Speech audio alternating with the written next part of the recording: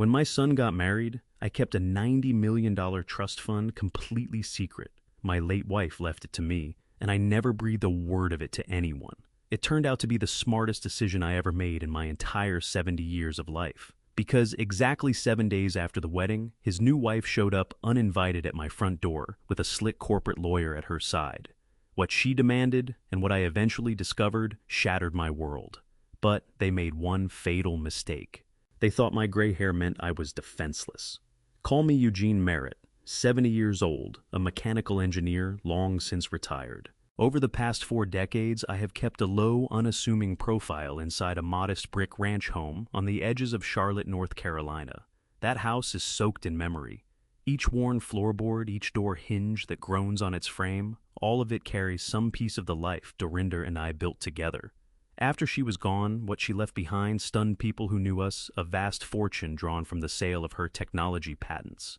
$90 million sealed inside a private trust with my name as the sole authority over it. And yet, I never drew a single cent. Welcome back to Grandpa's Revenge. I'm glad you're here. Before we get into today's story, drop a comment and let me know what you're up to right now. Are you driving cooking dinner or just settling in for a quiet moment? I'd love to know. Now, a quick note: some details in today's story have been shaped for the purpose of storytelling, and any resemblance to specific real people or events is purely coincidental. It's the truth at the heart of it that matters. All the while, I went on living off my basic pension, hauling around in my old Ford Ranger, keeping that wealth buried deep. I needed Derek to learn what it meant to earn something, to build a life the way I had from the ground up. It was a Tuesday morning exactly 1 week after I had stood in a tuxedo watching Derek marry Renata. The air already carried that heavy, suffocating warmth that settles over Charlotte, North Carolina in the summer. I was in the living room quietly working on the gears of an antique mantel clock.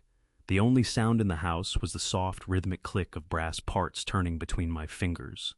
Reading glasses perched on my nose, hands faintly smeared with oil. I was deep inside the simple satisfaction of coaxing something broken back to life. Then that stillness was split apart by the hard crunch of tires biting into gravel. My head came up. A gleaming white BMW SUV swung into the driveway and rolled to a stop just behind my weathered truck. The doors opened. Out stepped Renata, my new daughter-in-law, dressed in a sharp designer cream pantsuit, her eyes masked behind oversized mirrored sunglasses. She did not carry herself like a woman stopping by with leftover wedding cake. Every line of her body was stiff, deliberate, closed off. From the driver's side came a man I had never laid eyes on. Late 30s tailored navy suit, thick leather briefcase swinging at his side. The predatory set of his shoulders told me everything before he said a word. Corporate lawyer, no question. I wiped the oil from my hands on a shop rag and stepped out to the porch, the boards groaning under my weight, the way they always did.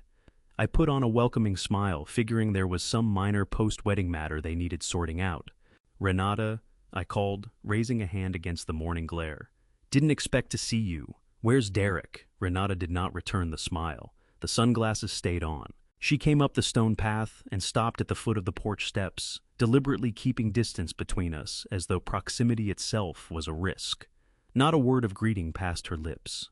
Instead, she gave a small, almost imperceptible nod toward the man beside her, handing the floor over to him. He climbed the porch steps. He did not offer his hand. He unlatched the briefcase, drew out a fat manila envelope, and dropped it onto the little patio table beside my rocking chair. The slap of paper on wood landed like a gavel strike in the quiet morning. "Mr. Merritt," he said. The voice was flat, rehearsed, stripped of anything resembling warmth. "My name is Clifford Wexler. I am the legal counsel representing the new owners of this property. I am here to formally serve you notice." I frowned, genuinely lost. My eyes moved from the envelope to Wexler and then to Renata. "New owners? What in the world are you talking about? I have owned this house for 40 years. The mortgage was cleared 2 decades ago." Wexler adjusted his tie and regarded me with a look that mixed condescension with mild irritation. "Not anymore, sir. This property has been legally transferred and sold. The asset is presently being liquidated. You have exactly 72 hours to gather your personal belongings and clear the premises. If you remain on the property past 8 in the morning, Friday the local sheriff will be contacted to remove you by force for trespassing." The words just sat there in the air. 72 hours. Vacate. Trespassing. A sharp ringing started up in my ears. For a long moment, my mind flatly refused to assemble those sentences into anything coherent. I turned to Renata. She was gazing past me at a patch of peeling paint on the porch rail, wearing the expression of someone enduring a dull errand. "Renata," I said, my voice dropping to something low and rough. "What is this? Where is my son?" She brought her eyes to me at last. She exhaled slowly, heavily, the way you do with a child who keeps asking the same question. "Derek is tied up at the office, Eugene. He couldn't be here for all this. The house is sold. It's done. Clifford is simply doing his job. You should be packing, not standing there firing off questions that don't change anything." My hands had taken on a faint tremor, not fear, but a sudden flood of adrenaline that had nowhere to go. I reached over and picked up the envelope. I tore it open. Inside was a dense sheaf of legal paperwork, deeds of trust transfer forms, sale agreements. I worked through the language, hunting for some explanation, some thread of reason in the madness. Then I turned to the final page and my breath stopped. A red county notary seal sat at the bottom. Beside it, a power of attorney declaration, granting full legal authority to liquidate every piece of real estate held in my name. And just above the signature line was my name, Eugene Merritt, in my own hand. The loops, the angles, the pressure of the pen, it matched every check I had ever signed, every tax return, every contract. It was perfect, except for one enormous, sickening fact. I had never put pen to that paper. I stared at the ink. The truth hit me the way a structural failure hits an engineer, sudden, total, catastrophic. This was no banking error, no clerical mix-up. This was deliberate, calculated, and criminal forgery. And there was only one person alive who had ever seen enough of my old documents, tax returns, filing cabinets to reproduce that signature so precisely. My own blood. My son, Derek. Wexler tapped the face of his watch. "I would strongly advise you to start calling moving companies Mr. Merritt. The buyers are eager to begin renovations. My card is on the table. Do not attempt to contact my clients directly. All further communication runs through my office." He set a glossy business card beside the envelope. Renata pivoted on her heel, her shoes rapping sharply against the stone path, and headed back to the BMW without a backward glance. Wexler followed, sliding in behind the wheel. The engine fired and the SUV reversed down the drive, churning up a pale cloud of dust before vanishing along the suburban street. I stood there alone on the porch. The Carolina sun pressed down on my back, but I felt utterly cold from the inside out. My own son and his wife of 1 week had ambushed me. They had forged a federal document. They had taken the house I built and were pitching me into the street like I was nobody, a broke, helpless old man with no options left and no fight in him. I looked down at that forged signature one more time. Something strange moved through me, then a slow, quiet calm settling in behind the shock. The precision of a man who had spent a career diagnosing mechanical failures was taking over. They thought I was weak. They thought I was easy prey. They had no earthly idea about the $90 million they had just roused. I folded the document, tucked it back inside the envelope, and went back into the house. I had a phone call to make. I stepped through the front door and eased it shut behind me. The solid oak closed with its familiar click, sealing off the Carolina heat, and the last traces of dust from Renata's departing BMW. Inside the house was perfectly still, except for the steady, unhurried ticking of the mantel clock I had been bent over just minutes before. That sound had always steadied me, a mechanical pulse tying me to this place. But now, every tick felt like a timer running down. 72 hours, 3 days, enough time to erase 40 years. I moved to the kitchen boot, scuffing softly over the hardwood floors that Dorinda and I had laid down ourselves, board by board. I set the manila envelope on the cool granite island. The air conditioning kicked on, pushing a wave of cold air across my damp shirt. I did not panic. I did not hurl anything across the room or rage at the walls. That is not the way my mind is built. A career in engineering had conditioned me to meet sudden catastrophe with deliberate, unemotional analysis. When a bridge buckles or a turbine tears itself apart, you do not mourn the wreckage. You locate the failure point. You trace the fracture back to its origin. My failure point, it appeared, was the blind and absolute trust I had placed in my own son. I pulled out one of the heavy wooden bar stools and sat down. My hands, still carrying faint smears of clock oil, reached back for the papers. I drew them out of the envelope a second time and laid them across the stone surface in a careful row. the ownership transfer, the quit claim, the eviction notice. I arranged them the way I would lay out a set of engineering drawings methodically, precisely. Then I bent close eyes fixed on the final page of the main packet. The power of attorney declaration, dated a little over a month ago. I traced the signature with a roughened index finger. Eugene Merritt. It was a stunning piece of fraud. Whoever had done this had not scrawled a hasty imitation. They had studied my handwriting with a cold, patient dedication. The slight upward lean of the capital E, the deliberate sharp cross of the T, the way the ink thinned and trailed off at the tail end of the double T. Every detail was there. A bank teller, a notary, a casual clerk, any of them would have stamped it without a second glance. But I know my own hand, and more than that, I understand the physical mechanics of ink meeting paper. The pen pressure was off. A man signing his own name does it in one continuous unconscious motion. This signature had been drawn, not written, constructed letter by letter. Knowing it was forgery was only the beginning, though. The bigger question was how they had put this whole machinery together. Renata, with her designer wardrobe and her ice-cold composure, was certainly sharp enough to have conceived the plan. The image of her standing on my porch examining her nails while her lawyer handed down a verdict on my life came back to me in sharp detail. She had not looked at me as a father-in-law. She had looked at me as a problem between her and a very large sum of money. But Renata had never had access to my filing cabinets. She did not know where I stored my old tax returns, my property deeds, my identification documents. Only one person held a key to this house. Only one person knew my habits, my schedule, my daily rhythms. Derek, the boy I had once guided around this very driveway on a bicycle, wobbling and laughing, was now trying to take that driveway from me entirely. The shape of the betrayal was sharpening in my mind, turning from something blunt into something with an edge. I turned my thoughts to the lawyer, Clifford Wexler. He had placed that card on my table with the detached efficiency of a man who does this for a living and feels nothing about it. He had specified a moving crew arriving Monday at 8 in the morning. Exactly. Why Monday? I sat there staring at the kitchen wall, turning that question over. Why the 72-hour window? In the world of property law and formal evictions, 72 hours is not a legal timeline. It is a pressure tactic.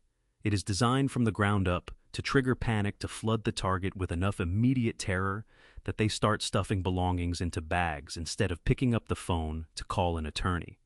This was psychological warfare. They wanted me frantic. They wanted me worn down, humiliated, loading my old Ford Ranger in the dark before the weekend ended. They understood that if I had time to breathe, time to sit down with a competent lawyer and put that fraudulent power of attorney under proper scrutiny, it would not survive a single day in front of a federal judge. Their only real weapon was speed. Their entire strategy rested on the assumption that a 70-year-old widower apparently scraping by on a pension would have neither the resources nor the stamina to go up against a well-funded corporate law firm. They pictured me bowing quietly, packing boxes, and slipping away into whatever low-income housing facility I could manage to afford. I leaned back on the bar stool and let out one long, measured breath. The antique mantel clock in the living room chimed the quarter hour, a full resonant tone that rolled through the silent house. I was not going anywhere. The trusting, proud father who had stood in a tuxedo 7 days ago, watching his son get married, that man was gone. He had ceased to exist the moment Renata refused to take off her mirrored sunglasses on my front porch. What remained was a man sitting on top of a $90 million fortune with all the patience in the world to take this thing apart carefully and completely. I gathered the documents back into the manila envelope and sealed it. Rising from the kitchen island, I felt a strange current moving through me. Not rage, something colder and steadier than rage. The first step required one thing above all else: control. I needed to hear my son's voice.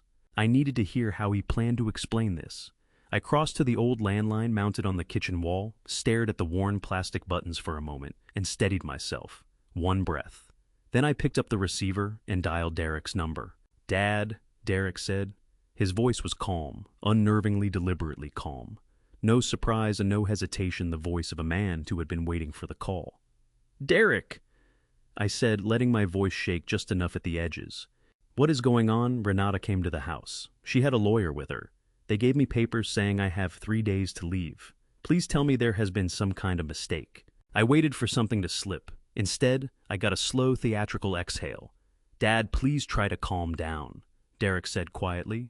I know this is hard to hear. I wanted to be there with you in person, but I was afraid of your reaction.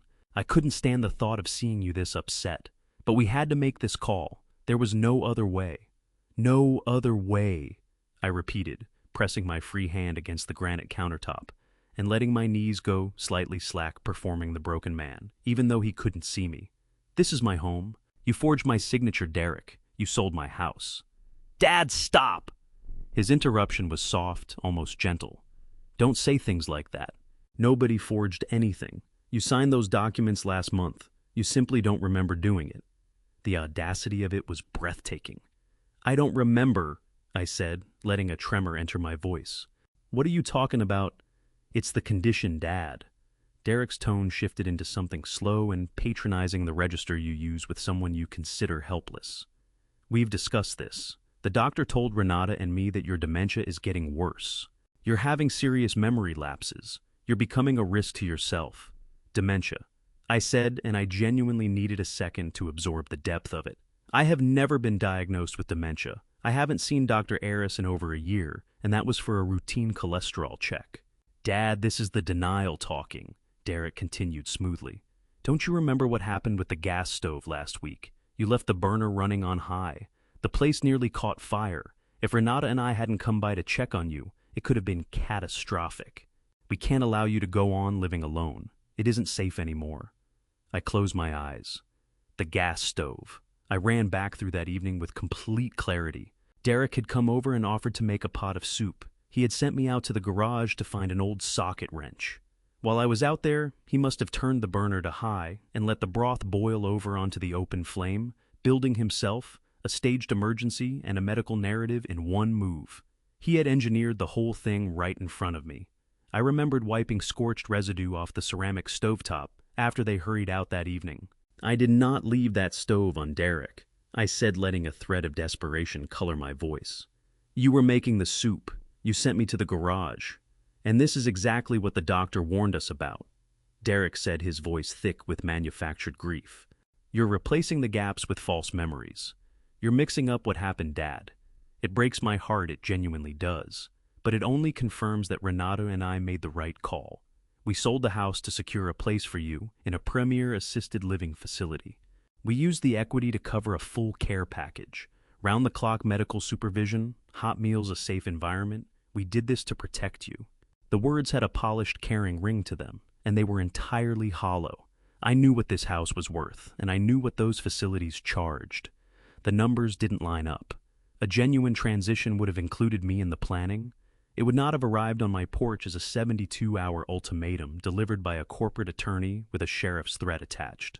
Derek, please, I said, forcing a catch into my voice. You can't drive me out of my own home. Your mother and I built this place together. Her garden is still out back. Her memory is in every room. You can't just warehouse me like something you no longer have use for. I let the silence stretch, wondering whether the mention of his mother might find something human in him. Dorinda had loved Derek with everything she had. She had sheltered him, believed in him, and been certain he would become a man worth admiring. For one brief moment, the line went completely quiet. Dad, Mom is gone, Derek said at last. All softness had drained from his voice, leaving something flat and businesslike behind. If she were still here, she would want you somewhere safe. She would be on our side.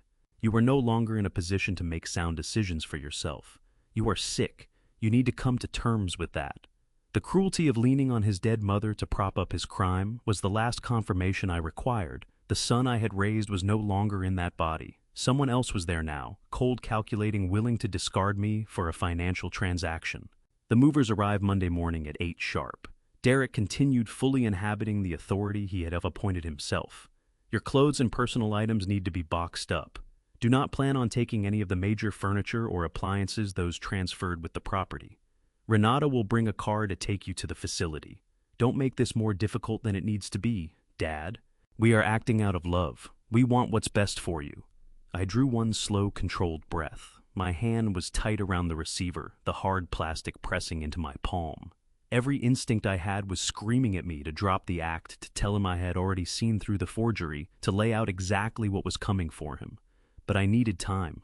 I needed the plan to develop without interference. All right, Derek, I whispered. making myself sound like a man who had nothing left. All right, I'll start packing. I'm just so turned around. I'm so worn out. I know, Dad. He replied, his tone smoothing into something almost gentle. Just rest. We'll take care of everything. He ended the call. I set the receiver back on its hook. The soft click it made moving down the hallway seemed to carry more weight than it should have. The full scale of what they had done settled over me. They had seized my past, and they believed they had already written my future. They were profoundly wrong. I moved to the kitchen sink and ran cold water over my face. I pressed a cotton towel to my skin and looked at myself in the window glass above the faucet. Old, yes, done, not even close. The real reckoning hadn't started yet. I remained at the sink, the last cool drops running off my jaw, anchoring me in the moment. The echo of Derek's words still hung in the air. Dementia. He had placed that word so carefully with such quiet precision. I finished drying my face with the towel, letting the rough texture pull me back from the heat rising in my chest. My career had been built on one discipline above all others, tracing failures to their origin. When a structure comes apart, you don't stand in the rubble and curse the damage. You work backward through the evidence, looking for the hairline fractures that were present long before the final collapse. Derek was not improvising. This was not a snap decision born from desperation. He had been constructing a scaffold of false evidence for weeks, quietly assembling the story of my supposed mental deterioration, so that when the moment came, the whole scheme would look airtight. The anger inside me began to lose its heat and take on a new shape, cold, hard, precise. I stepped away from the sink and returned to the bar stool. I needed to go back through his alibi with the same methodical attention I would give a failed system. I needed to examine the load-bearing elements of his fabrication, and the central pillar of it all was the gas stove incident. I shut my eyes and replayed that afternoon from the beginning, frame by frame. It had occurred exactly 10 days ago. Derek had turned up at the house on a Thursday completely unannounced. He arrived cheerful and carrying 2 bags of premium organic groceries, announcing that he wanted to cook his old man a pot of homemade chicken stew. At the time, it had seemed like an unusually warm gesture, the kind of thing that made a father's chest go tight with something like gratitude. I had sat right here at this kitchen island, watching him dice carrots and celery, quietly proud. He had filled the large stainless steel pot, set it on the front right burner, and lit the flame. Then came the pivot, the point where the fracture began. Derek turned from the stove, calm and easy, wiped his hands on a towel, and brought up a very specific request. He said he needed to borrow that set of metric socket wrenches I kept in the garage, claimed he had a rattling bracket on Renata's car that needed sorting. He knew those wrenches were buried at the bottom of my heavy steel toolbox in the far corner of the detached garage. Digging them out would take 10-15 minutes at minimum. I had smiled and headed out the back without a flicker of suspicion, glad to be of use. The moment my boot hit the concrete outside, the trap was already running. While I was out there in the suffocating heat of the garage, lifting metal trays and working through the toolbox layer by layer, Derek had not been tending the stew. He had turned the burner to its highest setting, leaving the pot to boil over and smother the open flame, while heavy toxic gas pumped freely into the sealed kitchen. Then he walked out the front door. No goodbye, no wrenches. He simply drove away, leaving his own father to walk back inside to a kitchen filling with combustible gas. I remembered coughing, hard eyes streaming, the smoke alarms shrieking as I charged forward with a dish towel to clear the gray haze and twisted the knob to kill the gas line. Less than 5 minutes after that, Derek and Renata came crashing through the front door, breathless and wide-eyed. They claimed they had been driving away, realized they hadn't said a proper goodbye, turned back and spotted smoke from the kitchen window just in time. They pulled me close and held my shoulders, performing shock and relief with total conviction.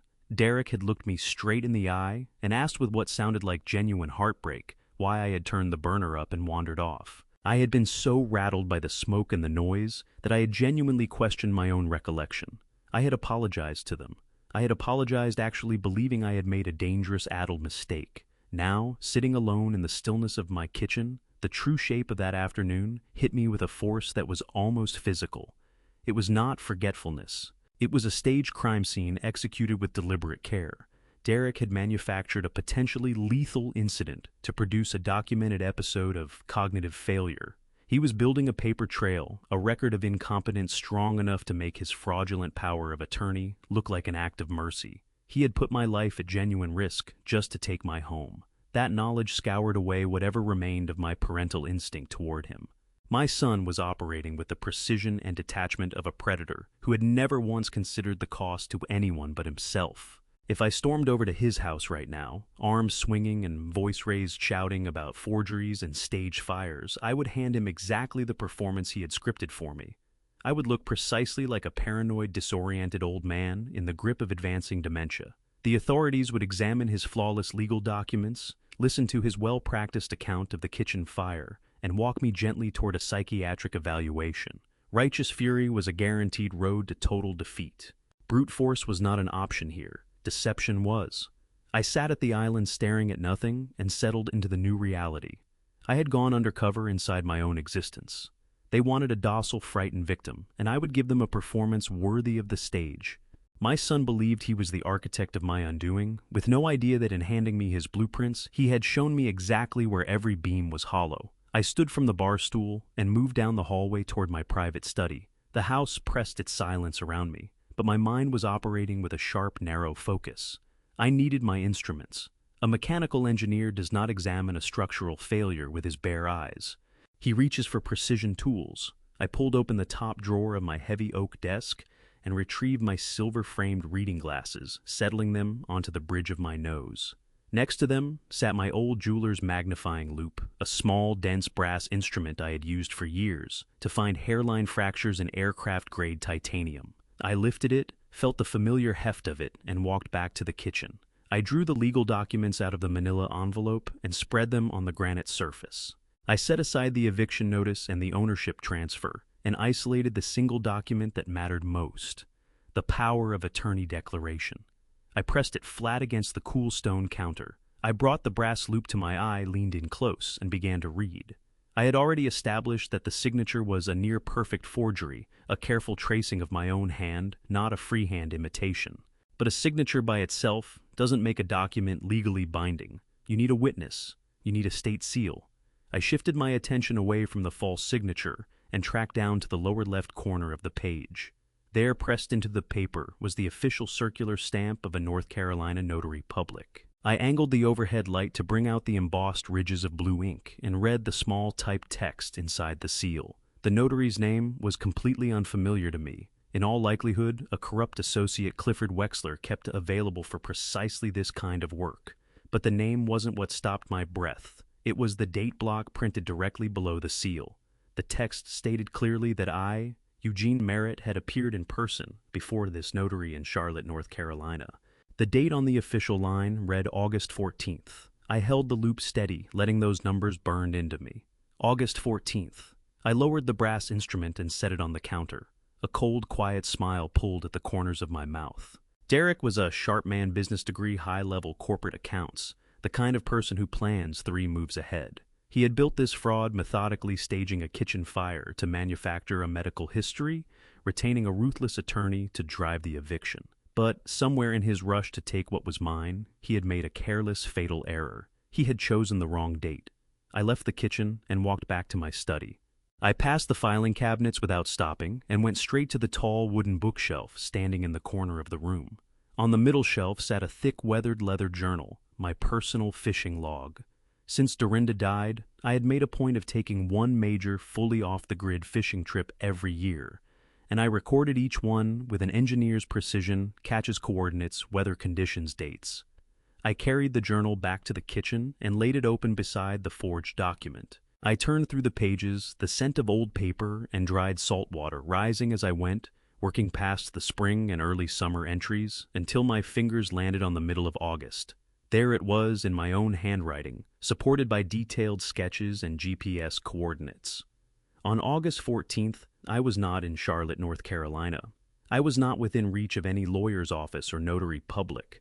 On the precise day this document claimed I had appeared in person to sign away the rights to my home, I was over 3,000 miles away. I was standing on the rain-soaked deck of a commercial deep-sea fishing charter off the rugged coast of Dutch Harbor, Alaska.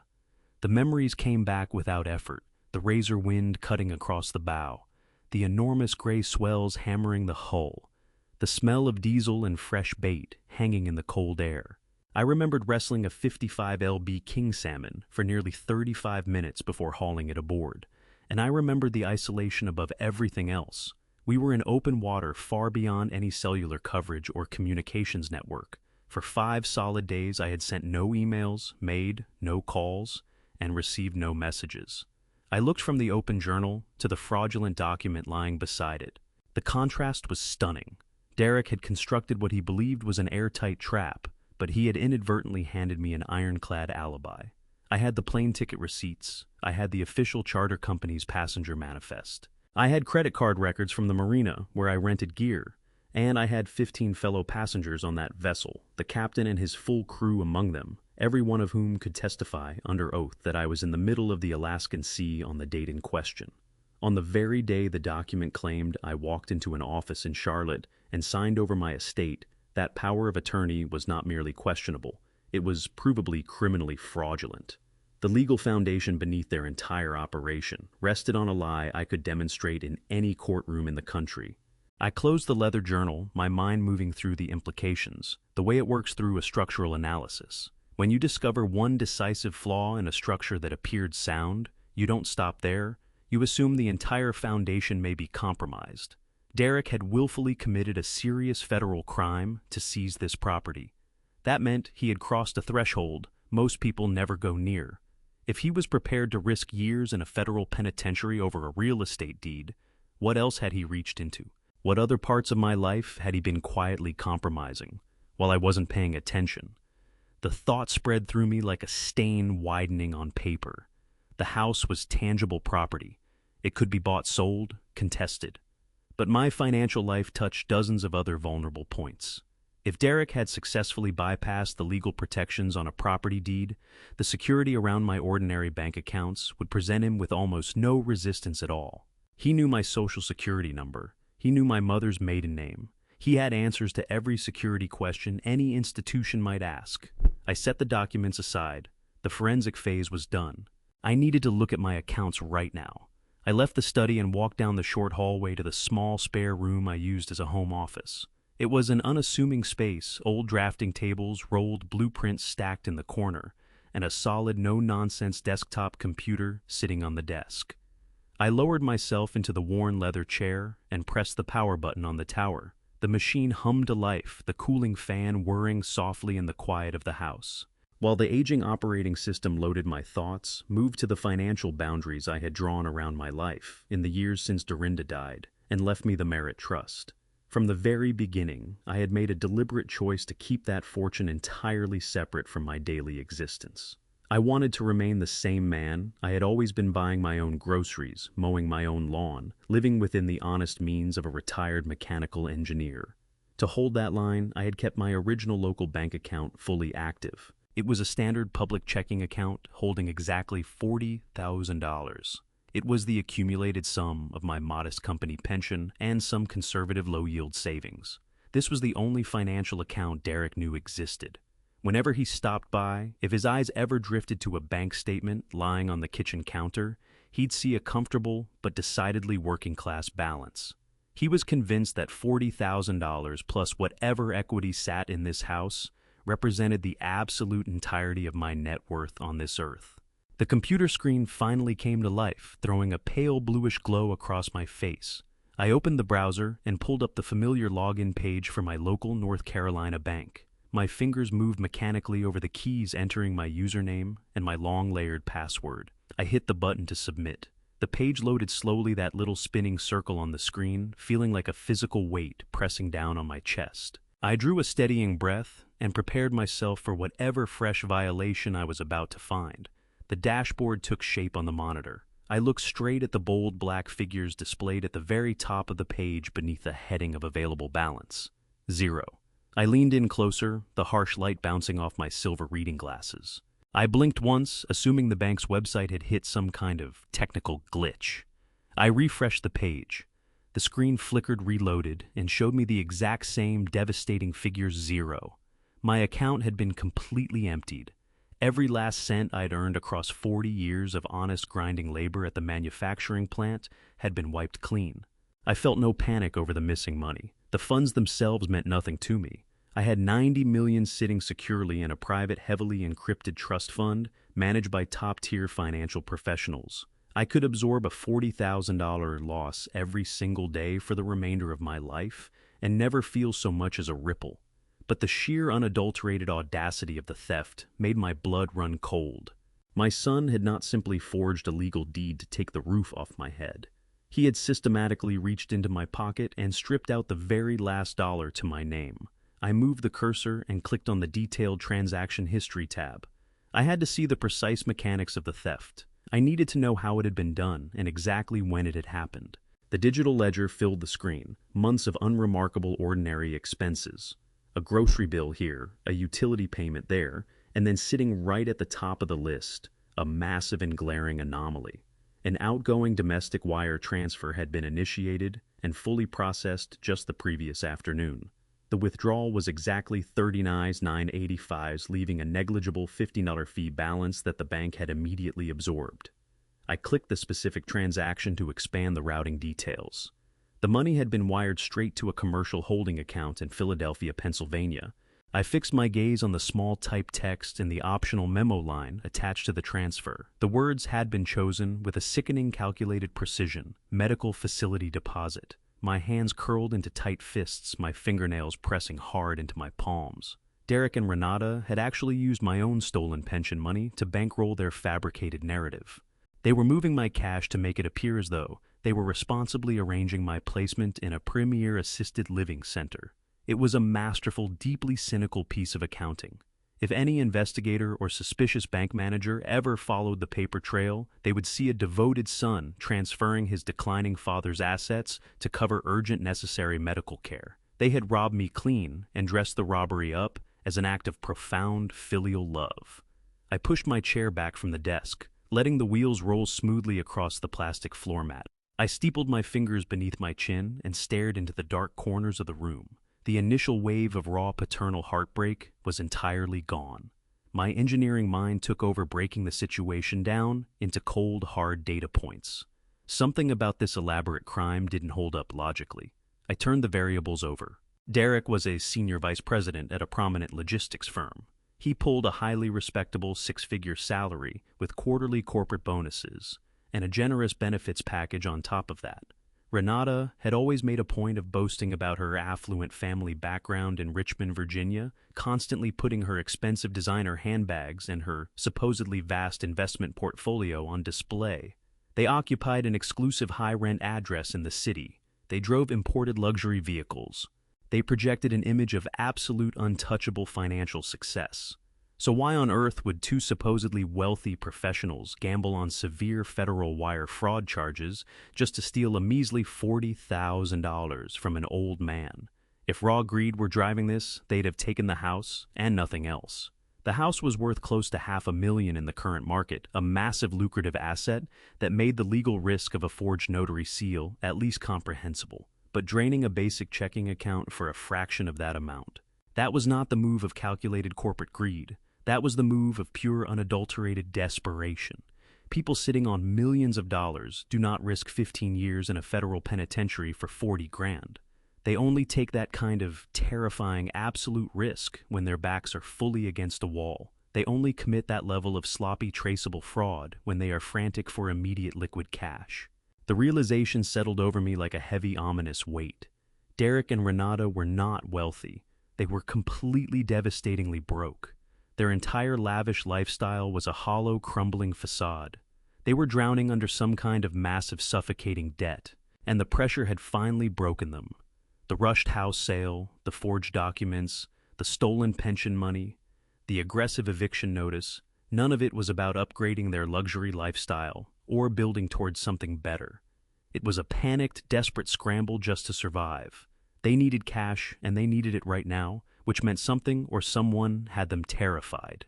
I needed to know exactly what kind of monster was chasing my son, because that very same monster was the one I intended to use to destroy him. I stepped away from the computer desk and walked out of the small office, my steps measured and deliberate.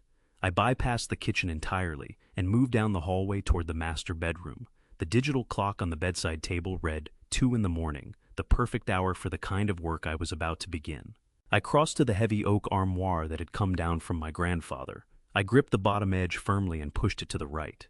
The solid piece slid smoothly across the hardwood floor on its hidden custom-installed casters, uncovering a plain section of wooden floorboards beneath. I knelt and pressed my thumb against a specific barely visible knot in the wood. A small rectangular panel popped open, revealing the biometric scanner of my concealed floor safe. I pressed my right index finger firmly against the illuminated glass panel. The heavy steel locking mechanism disengaged with a deep, satisfying metallic thud. I lifted the door. Inside lay a few stacks of physical currency, some old family heirloom jewelry I had kept from Dorinda, and a small, heavy black case. I reached past the cache and pulled out the case, unsnapping the latches to reveal a sleek satellite-encrypted phone.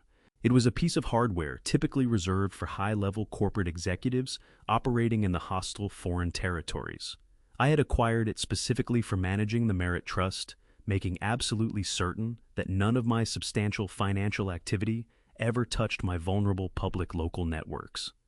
I carried the encrypted phone back to the living room and settled into my favorite leather recliner. I powered the device on, watching its small screen flood the dark room with a harsh white light. I bypassed the standard dialing menu and keyed in a complex sequence of numbers entirely from memory. The line rang twice before a crisp professional voice picked up. "Mr. Merritt," the voice said. It was Ingrid Costello. Ingrid was the senior wealth manager of the Merit Trust, a brilliant and absolutely ruthless financial strategist who ran my $90 million portfolio with an iron fist. She was among the very few people on this earth who understood the true scale of my resources. "It is quite late in North Carolina," she continued. "I trust this is not a social call," Ingrid, I answered, letting my voice settle into its natural, authoritative register. The frail, confused old man, who had spoken with Derek barely an hour before, was completely gone. "I need you to initiate a total scorched earth financial audit, and I need it done right now." I caught the subtle shift in her breathing across the line. The pleasantries evaporated instantly. "Give me the targets, Persipotemis," she said. "Derek Merritt and Renata Merritt," I told her, feeling a cold, dark satisfaction as I formally set my own son in the crosshairs. "I want you to deploy your elite forensic accounting team immediately. I need them to dig into every single aspect of their financial lives. I want every credit card statement, every wire transfer, every mortgage document, and every tax return from the last 5 years. I need to know exactly who they owe money to, how much they owe, and what collateral is on the line. They are absolutely desperate for cash, Ingrid. They just committed a massive federal wire fraud to drain $40,000 from my public pension account. And they used a forged power of attorney to illegally sell my primary residence."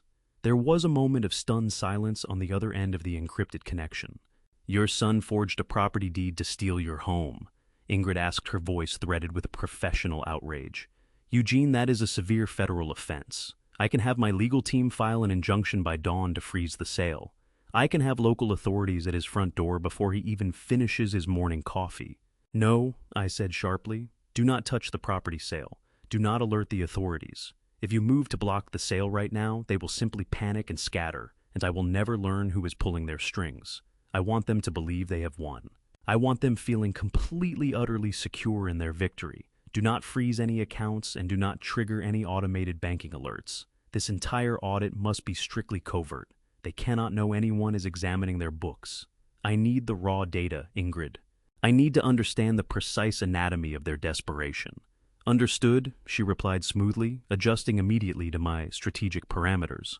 "My team will operate under ghost protocols. We will trace their digital footprint without leaving any prints of our own. What is our operational timeline?" "You have exactly 24 hours, I said, my eyes drifting to the face of the antique mantel clock across the room. They handed me a 72-hour eviction notice, which means they are running on a brutally tight schedule. The moving trucks arrive Monday morning. I need the complete financial dossier by tomorrow night. I need to know exactly what kind of monster is chasing them, because I fully intend to feed them straight to it. I will have the preliminary data package delivered to your encrypted server by tomorrow evening," Ingrid confirmed. "Is there anything else you require? Eugene, physical security, a secure relocation team?" "No," I answered calmly. "I am perfectly safe. Just get me the data." I ended the call and set the heavy satellite phone down on the glass coffee table. I leaned back into the leather upholstery and drew a slow, deep breath, feeling the adrenaline moving steadily through my veins. The trap was now officially set. The financial bloodhounds were off their leashes, silently tracking my son's every digital move. But while Ingrid and her team waged a quiet, invisible war in the digital realm, I still had a physical performance to sustain in the real world. I turned my gaze toward the large bay window at the front of the living room. The curtains were drawn, but I understood the reality of a tight-knit suburban neighborhood. People talk, neighbors watch. If Derek had sent anyone past to check on my progress, or if curious neighbors were simply peering through their blinds, I needed to look every inch the defeated compliant victim. I pushed up from the recliner and made my way out to the attached garage. Near the lawnmower sat a stack of flattened, heavy-duty cardboard moving boxes. I grabbed half a dozen of them, along with a roll of clear packing tape, and hauled them back inside. I dropped the supplies in the center of the living room floor. The loud, harsh shriek of the tape dispenser echoed through the house as I quickly assembled the first box. I folded the bottom flaps, sealed them tight, and positioned the empty box near the front window, deliberately placed where it would be plainly visible from the street. I was carefully staging the backdrop for a devastating war. Derek was about to learn the true price of betrayal. I sealed the final cardboard box and slid it against the wall, completing the visual tableau for any eyes watching from outside. It was time to move to the next phase.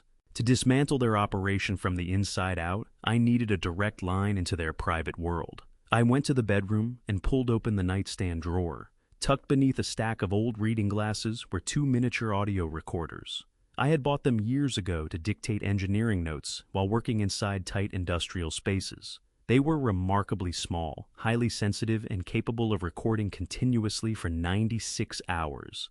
I slipped both devices into my left jacket pocket. Then I went to the hall closet and brought down a small, heavy wooden chest that held Dorinda's most treasured antique photo albums. I wiped the dust from the lid and set it on the kitchen counter. I picked up my phone and dialed Renata's number. I cleared my throat deliberately, tightening my vocal cords, coaxing a rough, wet tremor into my voice. She picked up on the 4th ring. Her tone was sharp and impatient. I drew a shallow, unsteady breath and spoke. "Renata," I said, letting my voice crack pitifully. "It is Eugene. I am so sorry to bother you." A heavy sigh came from the other end. "What is it, Eugene?" she asked, her voice thick with contempt. "We are very busy managing your transition." "I know," I whispered, sounding utterly beaten. "I am packing my things, just like Derek asked. But I came across Dorinda's old photo albums. The facility only allows me 2 small suitcases. I cannot bring myself to throw her memories in the trash. Could I possibly drop the box by your place just to keep them safe? I promise I will not stay long." I could almost hear the calculation happening behind her silence. She wanted me out of her life, but turning away a grieving old man and his dead wife's keepsakes was a poor look even for her. And letting me bring them over fit neatly into her portrait of victory, the gracious caretaker humoring my final feeble requests. "Fine," she said curtly. "But be quick about it. Derek is not home, and I have a dozen calls to get through." I thanked her extravagantly, laying the gratitude on thick, and ended the call. I carried the heavy wooden chest out to the old Ford Ranger and drove across town to their upscale neighborhood. They occupied a sweeping modern penthouse in one of the most expensive high-rise towers in the city. As I pulled into the polished circular driveway and handed my keys to the uniformed valet, my thoughts returned to the stolen $40,000. This entire extravagant existence was a hollow, desperate illusion built on deceit and theft. I rode the private elevator to the top floor, my pulse steady and my hands perfectly still. I stepped into the private foyer and knocked meekly on their massive double doors. Renata opened the door in a silk designer robe, a sleek tablet gripped in one manicured hand. She looked me over from head to toe, her eyes narrowing with undisguised contempt. She did not see a retired engineer standing before her. She saw a pathetic, obsolete burden. "Come in," she ordered, stepping aside without offering to help me with the heavy box. "Just set it somewhere out of the way. Don't scuff the hardwood." I shuffled in, deliberately rounding my shoulders and shortening my steps to suggest a frail, disoriented old man. I clutched the wooden chest awkwardly against my chest, letting my hands tremble just enough to sell it. As I crossed the vast, sunlit living room, I intentionally caught the edge of an expensive Turkish kilim rug with my left boot. I lurched forward with a sharp gasp and let the box drop from my arms. It hit the floor with a loud crash. Several thick leather albums tumbled out, skidding across the polished wood. "Oh, for heaven's sake!" Renata hissed, throwing her eyes toward the ceiling. "Eugene, watch what you are doing." "I am so sorry, Renata," I stammered, sinking to my knees with practiced pitiful clumsiness. "My hands just are not cooperating today. Everything has me so turned around." I began slowly, shakily collecting the scattered albums. Renata stood over me and made no move whatsoever to help. Her face was a mask of pure contempt. She opened her mouth to say something more, but the tablet in her hand erupted into a loud ring. She glanced at the screen, and her eyes shifted just slightly but noticeably. It was clearly a call she had been waiting anxiously for. "I just tidy this up and leave the box in the corner," she snapped, already turning her back on me without a second glance. "I have to take this. Don't touch anything else." She strode swiftly away toward the far end of the open-concept kitchen, her voice rising as she greeted whoever was waiting on the other end. This was my exact window of opportunity. What you're about to hear is the moment I began to understand the full depth of what had been done to me and what it would take to answer it. Before we get there, tell me this. If someone you loved was secretly working against you, would you confront them the moment you knew? Or would you go quiet and build your case from the shadows? The instant her back was fully turned, the frail, trembling old man disappeared.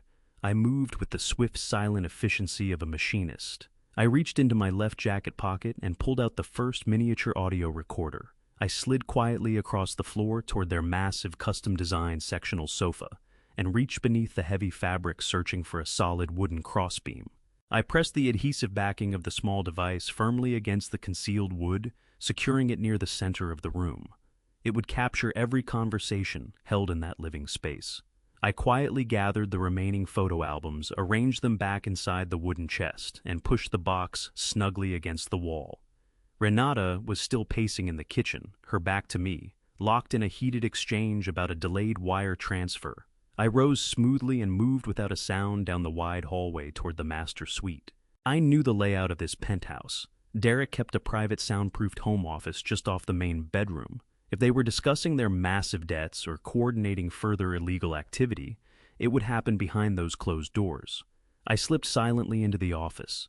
The room was immaculate, a massive glass desk anchored the space, flanked by 3 computer monitors. I did not waste time rifling through drawers. I needed a listening post that would never be stumbled upon. I stepped into the small, private bathroom, connected directly to the office. I drew the second audio recorder from my pocket and reached around to the back of the porcelain toilet tank, pressing the adhesive strip firmly against the cool, hidden ceramic surface, well outside any casual line of sight. I slipped back down the wide hallway, timing my return to the living room perfectly as Renata ended her call. I dropped my shoulders and resumed the hunched, defeated posture near the door. The Trojan horse was inside. I smiled. My covert war had officially begun.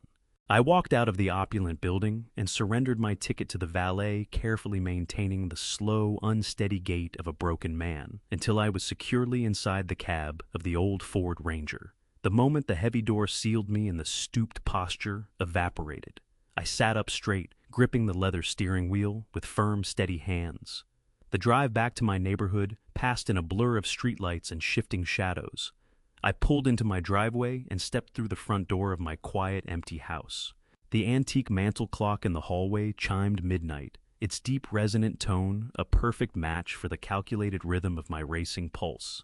I walked past the stage cardboard moving boxes in the living room and went straight to my private study.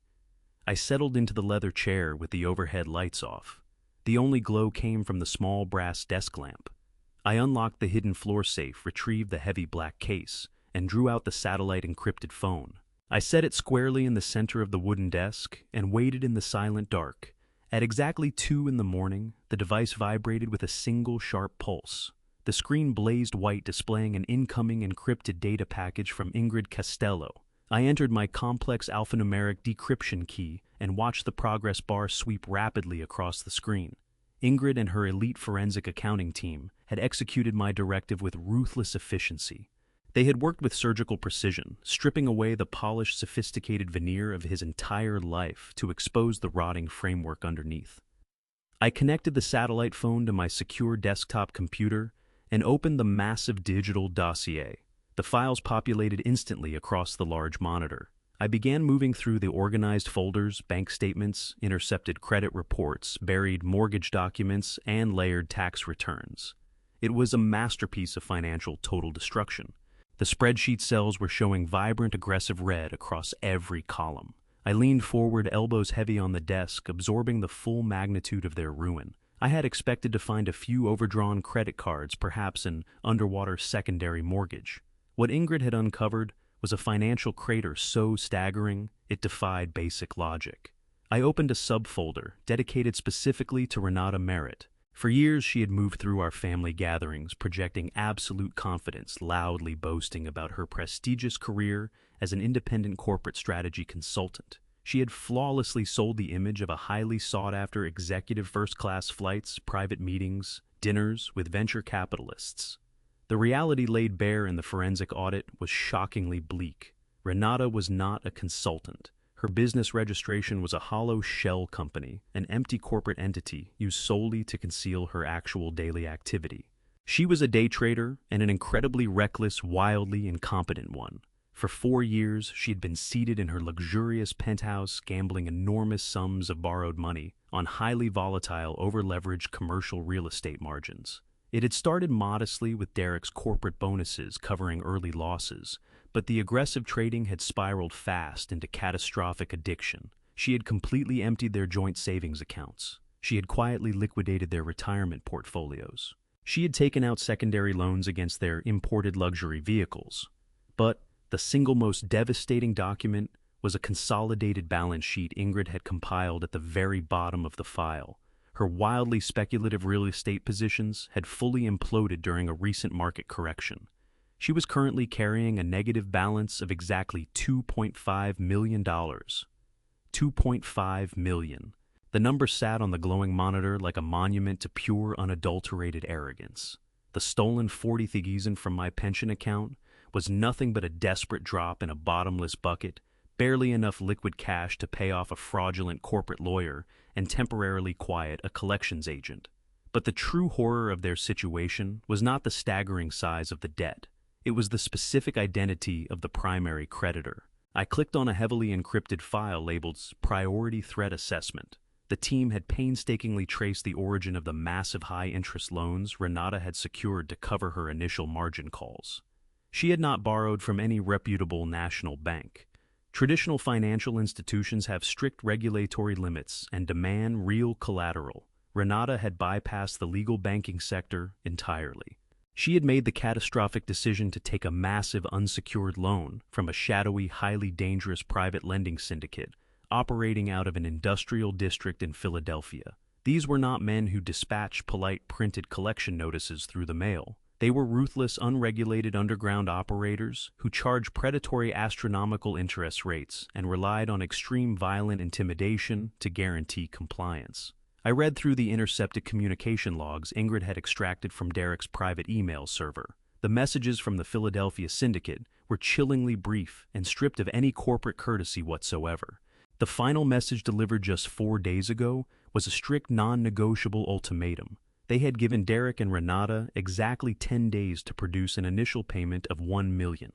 If they fell short of that deadline, the syndicate explicitly promised severe and unavoidable physical consequences, strongly implying that Derek would lose far more than his corporate position or his luxury penthouse.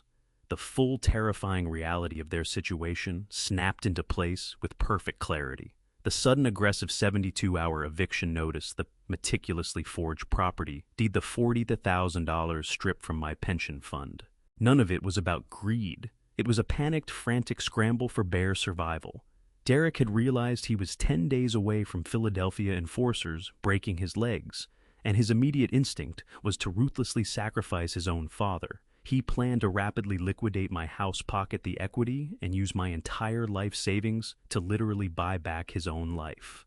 I leaned back into the heavy leather chair, feeling a cold, dark wave of absolute power move through me. They were actively bleeding out, terrified of a predator they could not manage.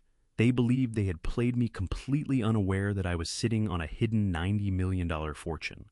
I held the financial resources to either solve their nightmare instantly or engineer their total absolute destruction. I sat in the silent, dark study, watching the glowing monitor, perfectly content to let the invisible tightening noose slowly squeeze the remaining life from their arrogant, hollow world. The digital files lit up the grim and undeniable truth of everything they had tried to bury. Tomorrow I would listen carefully to the secret recordings from their apartment. I would hear their panic reverberate through the hidden microphones. They had foolishly invited the very architect of their ruin straight into their home, sealing their fate and guaranteeing their inevitable downfall. I woke the following morning, well before sunrise. The antique mantel clock in the hallway was just striking 5 when I poured my first cup of black coffee and carried it down the narrow hall to my private study. The house lay completely silent, wrapped in the heavy stillness of early dawn. But my mind was already moving with the cold, calculated precision of an engineer running a critical stress test. I settled into my desk chair and opened the heavy black case holding the receiver for the miniature audio recorders I had planted in their penthouse the day before.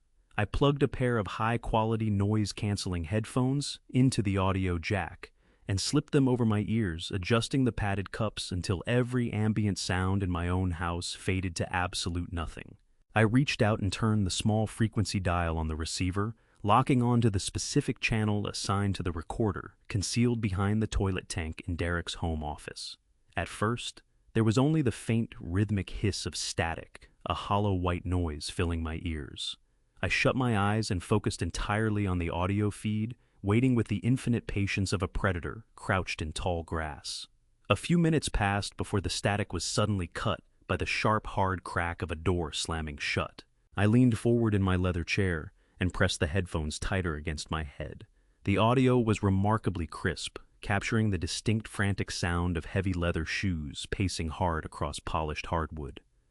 I could picture my son, exactly that immaculate glass-walled office, and him moving back and forth inside it like a caged animal. The rapid, uneven rhythm of his footsteps betrayed a level of raw panic he had completely concealed during our phone call. He was terrified. Then came the sound of ice striking the side of a heavy crystal glass, followed by liquid splashing in quickly. He was pouring a drink, likely a stiff pour of scotch, reaching for chemical courage at an hour when most people were just brewing their morning coffee. The pacing resumed faster now, more erratic, until the heavy office door swung open again. "Have you lost your mind?" a voice cut through. It was Renata. Her tone bore no trace of the saccharine, artificially warm concern she performed in public. It was sharp, venomous, and soaked in contempt. "It is barely 6:00 in the morning, and you are wearing a hole in the floor drinking scotch. Get yourself together before you destroy everything." "I am destroying everything?" Derek snapped back his voice, cracking with a high, desperate pitch I had never heard from him before. "Are you actually listening to yourself, Renata? I just committed a serious federal felony. I forged my own father's signature on a legally regulated document. I sold his primary residence right out from under him. Do you understand the scale of what we have done? We did not borrow money from a friend. We committed undeniable, massive real estate fraud." I closed my eyes and let his full, uncoerced confession settle over me. The satisfaction of hearing him admit it was deep, but it was quickly eclipsed by the raw desperation in his voice. "Lower your voice," Renata hissed her words, slicing through the air like a blade. "Do you want the entire building to hear you? It is done, Derek. The paperwork went through. The eviction notice was served, and your father swallowed the whole story. He is at this moment packing his belongings into cheap cardboard boxes, convinced his mind is going. We have the upper hand entirely. Stop carrying on like a frightened child and start behaving like a man who wants to survive the week." "Survive?" Derek fired back the clinking of his glass, making clear his hands were shaking. "We are drowning, Renata. I just stole my own father's entire public pension. I wired $40,000 out of his personal retirement account yesterday afternoon just to cover the monthly interest on your leveraged debt. I wiped out every dollar he spent 40 grueling years at the manufacturing plant building just to buy us a few extra days of air. We have crossed the line, Renata. We are completely out of control. This is not aggressive corporate accounting. This is serious, punishable criminal behavior. If anyone examines those transfer logs, if anyone challenges that fraudulent power of attorney, I will be the one in a federal prison uniform for the next 20 years. Everything carries my name." I sat perfectly still in my dark study, the black coffee growing cold in the mug beside me. The raw audio was confirming every piece of data Ingrid's forensic accounting team had meticulously uncovered. Derek was fully aware of the legal peril surrounding him. He understood the horror of what he had done. He knew with complete clarity that he was actively dismantling his own father's life to preserve his own. And yet the force driving his panic was not genuine moral remorse. It was not a sudden painful reckoning with his failure as a son. It was simply the paralyzing, suffocating fear of being caught. He was grieving his own potential loss of freedom, not his father's dignity. For a moment, the hidden microphone carried only the sound of heavy, ragged breathing. I waited for Renata to offer some form of comfort, some empty reassurance to steady her unraveling husband. Instead, her response was so profoundly cold, so completely stripped of basic human empathy, that it chilled the blood moving through my veins. "You listen to me very carefully, Derek," she said, her voice dropping to a low, dangerous whisper that demanded total attention. "You can stand there and mourn your father's miserable $40,000 pension as long as you like. You can feel guilty about a house he is too old and too feeble to look after anyway. But you seem to be very conveniently forgetting exactly who we are dealing with." The pacing stopped entirely. The silence in the office became heavy and suffocating. "We are sitting on $2.5 million in debt," she pressed on, ruthlessly driving the reality home. "And we do not owe that money to a forgiving national bank. We do not owe it to a friendly venture capital firm that will restructure our terms over a pleasant corporate lunch. We owe it to a highly organized, completely unregulated private syndicate operating out of Philadelphia. Do you understand what that means? They do not care about your guilt. They do not care about your father. They care about their money." I heard the precise click of her expensive heels moving slowly across the floor as she stepped closer to him. "They gave us exactly 10 days, Derek." She whispered her words, carrying a current of unfiltered terror. 10 days to produce a liquid payment of $1 million. Or they explicitly promised to send men to this apartment to physically dismantle us. They will not send collection notices. They will break our legs, Derek. They will shatter our knees. They will take everything we own without a moment's hesitation. So, you can either dry your eyes, finalize the sale of your father's house by Monday morning, and hand them their money, or you can prepare yourself for a visit from men who will not think twice about putting you in a wheelchair for the rest of your life. The audio feed fell completely silent, save for the faint, steady sound of Derek's terrified breathing. He was utterly trapped, pinned between the threat of a lengthy federal prison sentence and the immediate violent promise of a ruthless criminal syndicate. The entire shape of this conflict had shifted in an instant. This was no longer a simple story of a greedy son stripping a suburban house from a naive, aging father. This was a desperate fight for survival inside a dangerous and unforgiving criminal world. I slowly reached up and removed the headphones, setting them gently on the wooden desk. I leaned back in my chair and let the full weight of their predicament settle over me. My son had sold his soul to buy the illusion of wealth, and the devil had finally arrived to collect. They were absolutely terrified, scrambling frantically against a Monday deadline imposed by violent men. They needed the equity from my home to literally purchase their physical safety. A slow, dark smile crossed my face. They needed my house to survive. They needed the quiet, complete surrender of a confused old man to save their own legs. They were entirely dependent on my compliance. I lifted my coffee mug and took a long, slow sip. The bitter, dark liquid anchored me firmly in the moment. The trap was set, the timeline was established, and I held the absolute power to stand aside and let the syndicate tear them apart piece by piece. I sat motionless in the dimly lit study, the heavy leather headphones resting against the desk beside me. The initial shock of uncovering their massive debt to the Philadelphia syndicate had temporarily dulled my senses, but the audio from their penthouse was far from finished. I rested my hand against the cold ceramic surface of the coffee mug, needing something solid and real beneath my fingers to keep me tethered to the moment. The crystal-clear signal carried every sound from their penthouse straight into my ears. My son's frantic movement had gone still. What replaced it was a weighted, airless quiet, the kind that settles over a room when two people are standing on the edge of something they cannot take back. I held my breath and waited. Derek was the one who finally spoke. All the boardroom polish was gone from his voice. It came out scraped and thin, wavering between exhaustion and dread. "All right," he said. "All right. The house sale closes soon.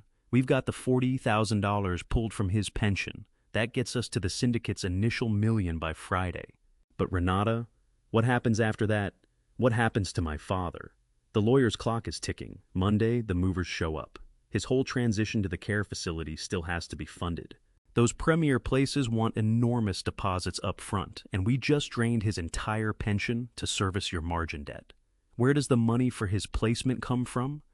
I pushed the headphones harder against my ears. Every muscle in my body braced for what was coming. My expectation was something calculated but rational, another fraudulent loan, a fire sale of whatever scraps they had, left some cut-rate state facility to park me in while they dealt with the syndicate. What I actually heard is something I will carry with me until the day I die. Renata laughed. Not the nervous release of someone under pressure, not the hollow sound of dark humor. This was something else entirely bright clean, genuinely entertained. It rang out across their polished floors like she had just heard a clever joke. A premier assisted living facility, she said again, drawing each word out slow and sweet with contempt. Now, Derek, are you seriously still running that line? That was a script we handed your father to make him cooperative. It was the narrative we fed Clifford Wexler, so the lawyer wouldn't flinch when he drafted the eviction paperwork. You cannot actually believe I intend to spend $1 of what little we have left on a luxury suite for that old man. Then where is he going? Derek's voice shot up an octave. Renata Monday is 4 days away. A transport vehicle is coming. We made him believe he was headed to a care center. What address did you give the drivers? I handled it, Renata said. The composure in her answer hit me like an open hand to the face. It is not a licensed facility, Derek. It is not any kind of registered clinic. It is an off-the-grid unlicensed compound roughly 10 miles north of the South Carolina border. I transferred a non-refundable deposit of exactly $2,000 to the manager through an encrypted offshore account. That frees up $38,000 from the pension fund for the Philadelphia syndicate. Your father is not checking into any resort, Derek. He is going to a warehouse. A warehouse. The word fell out of Derek's mouth like something broken. Renata, he needs food. He needs someone watching over him. The moment a state inspector or a social worker starts asking questions, that trail leads directly to us. You cannot warehouse a living person in an unregistered building. No one is going to come looking, Derek. Her voice went flat and toneless, like a door clicking shut in an empty house. The place doesn't exist on paper. No licensed physicians, no regulatory inspections, no visitor records, no charts. The operators serve one very specific clientele, families who require an elderly relative to vanish without producing any kind of official paperwork. The model is simple. They accept the patient, they secure the premises, and they keep the residents in a continuous state of heavy sedation, so there are no disturbances and no complaints. 24 hours a day. As I stopped breathing entirely, the room around me seemed to contract. I sat with my eyes fixed on the glow of the monitor and felt the words move through me like something corrosive. Not my money, not my house. They were engineering my death methodically, calmly, as a line item in a budget. At his age, Renata went on, her voice as smooth and unhurried as someone reading a weather report. The combined shock of losing his home and the sustained chemical load will put fatal strain on his heart. We are talking under a month, possibly far less. When the time comes, the facility handles disposition of the body. No autopsy gets filed. No law enforcement becomes involved. The whole thing closes quietly, Derek. His estate releases, we settle with the Philadelphia lenders, and this chapter of our lives is simply finished. The feed hummed softly against my eardrums. I sat there waiting for my son to rise up, waiting for Derek to slam his glass down, to tell her she had crossed a line he would not follow her past, to refuse with whatever fragment of conscience remained in him to be party to murdering his own father. A month, Derek whispered instead. No heat in it, no fury, just a low-gutted quiet where a man's soul used to be. Is there genuinely no documentation that connects us? The drivers, can you be certain they stay silent? Contract workers, Renata told him flatly. Cash payments untraceable. They move cargo and they keep their eyes forward. Your father steps into the vehicle Monday morning and we are done with this entire problem. My hands were shaking as I lifted the headphones from my skull and let them fall onto the desk. The antique mantel clock in the hallway ticked into the silence, each beat a second burned off a fuse I had not known existed. Everything had changed shape. This was not a property dispute anymore. This was not a son's betrayal playing out in courthouse filings and wire transfer logs. This was a hunt, and I was the prey alive only as long as my compliance held. They had walked past every line a human being is supposed to hold. I got to my feet, my chest cold, my jaw set. The face looking back at me from the dark monitor belonged to a man who had stopped counting the cost. The evidence-gathering phase was done. But even as I reached toward the receiver to kill the signal, a burst of static popped from the headphones lying on the mahogany desk. My hand stopped. Something in the room's ambient sound had shifted. The silence on their end had a different weight to it, and it told me the conversation was still alive. Some grim, unsentimental part of me needed to hear how far down this went. I lifted the headphones and settled them back into place. Derek's voice had dropped to nearly nothing now. The panic had drained out and left something worse behind, a quiet, trembling man standing at a window he had already looked through. "Renata," he breathed so faint the microphone barely caught it. "We don't have to take it this far. The house closes and the equity alone is enough to hand the Philadelphia syndicate their first $1 million by Friday afternoon. That satisfies their immediate demand. Then we find him somewhere basic, a county facility, state-run. Nothing extravagant, but somewhere with actual oversight and meals and staff. We don't have to put him in a compound to die alone in a room." The quiet that answered him had mass and gravity. Somewhere in it I caught the faint chime of ice in a glass as Renata closed the distance between them. "You have no idea what you're looking at, Derek," she said, and her voice carried the patience of someone explaining arithmetic to a child. "You see a burning structure, and you're shopping for a garden hose. The $1 million we hand over Monday morning is a gesture. It stops the enforcers from arriving at our door this week. It is not a resolution. We are still carrying another $1.5 million in principal, plus a weekly rate compounding at a pace designed to make repayment impossible. The house equity barely covers the first installment of blood money. When the bank deducts its share and the remaining creditors claim theirs, we surface with nothing. This penthouse gone. The vehicle's gone. Everything we have built gone." Derek made a sound that was not quite a word, a wet, fractured exhale that died somewhere in his throat. "But putting him in that place," he managed, his voice splintering, "knowing what they do in there, knowing they push the sedation until a person's heart simply gives out. And tambor for." Renata, this goes way beyond financial fraud. The moment any investigator pulls the thread that becomes a murder charge, I can't live with that on my soul. I can't sit here staring at these walls, dreading the moment a call comes through telling me my father is gone. "A call isn't what you'll be waiting for," Renata answered, her voice skating across the encrypted feed with the smooth, unhurried menace of something cold-blooded. "What you'll be waiting for is a very specific, extraordinarily profitable financial payout." I stopped breathing. My hands locked around the hard edge of my wooden desk as those words settled into the room like poison gas. "What does that even mean?" Derek demanded, his voice fracturing with a fresh wave of dread. 6 months back, when I saw my commercial real estate margins going off a cliff, I understood we needed a nuclear-level backup plan. Renata said, her tone carrying a dark, almost prideful satisfaction. "I made a discreet approach to a private broker, one who handles extremely high-risk underwriting for exactly these situations. Using the forged power of attorney and a heavily doctored, completely fabricated set of medical evaluations, I secured a comprehensive life insurance policy on your father." Derek's breath left him in a sharp, strangled gasp that crackled through the microphone.